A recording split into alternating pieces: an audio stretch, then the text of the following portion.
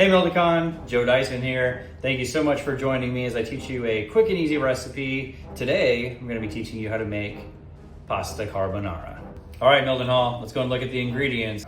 So first, you're gonna need some sort of pork product that's gonna add the saltiness to this dish, which is really key. So it's either gonna be bacon or ham or pancetta or guanciale is usually traditional means for that. Next, you're gonna need some diced onion, preferably white, not red, but if that's all you got in the house, work with it. 3 fresh eggs.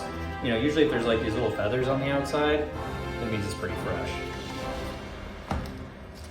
Parmigiano Reggiano, the undisputed king of all cheeses. The weirder the shape and the smellier it is, the better. A little bit of fresh cream. Black pepper. Garlic. It can be this version, it can be the fresh kind that you crush. It's up to you. You're gonna need 1 or 2 cloves of that.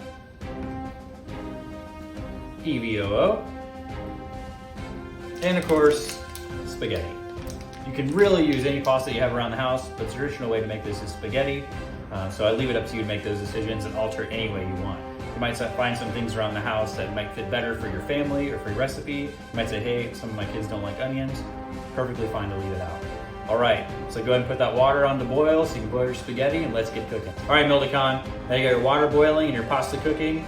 Let's put some EVOO in a pan with that 1 to 2 cloves of garlic, whether you like it a lot or love it.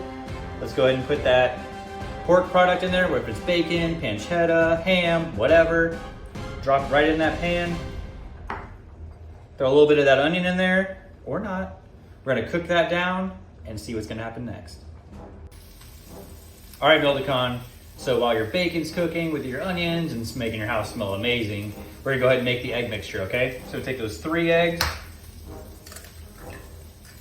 1, 2, 3. Gonna add some of that Parmigiano Reggiano in there, and then probably about a tablespoon of cream, not very much.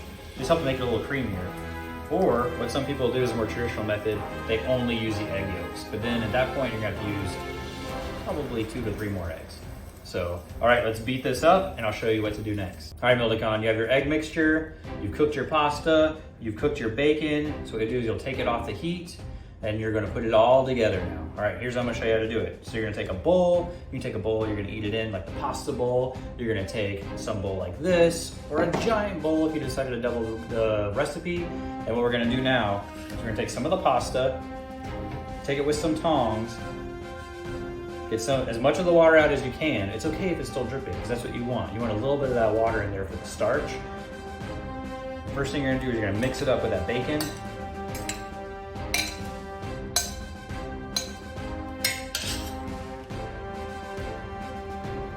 See how it's piping hot? That's what you want. So what's gonna happen is when you add in that egg mixture, it's actually gonna cook.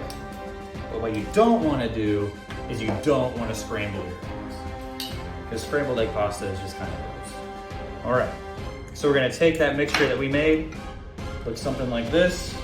We're gonna pour it in, and it's gonna be goopy all over that delicious pasta. And you'll see that cheese in there. You'll slowly turn it, make sure it's all coated.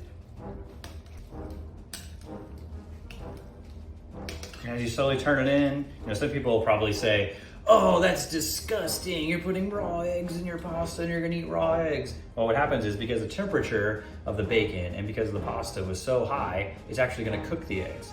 But because you're turning it ever so slightly, you're not manipulating it too much, it's not gonna scramble them. So what you're gonna do next is once you feel like you've got all the noodles covered, take another bowl, take this super sweet Darth Vader ramen bowl or breakfast bowl, put it in there. If I have any other leftover bacon, I'll finish up by putting that right on top,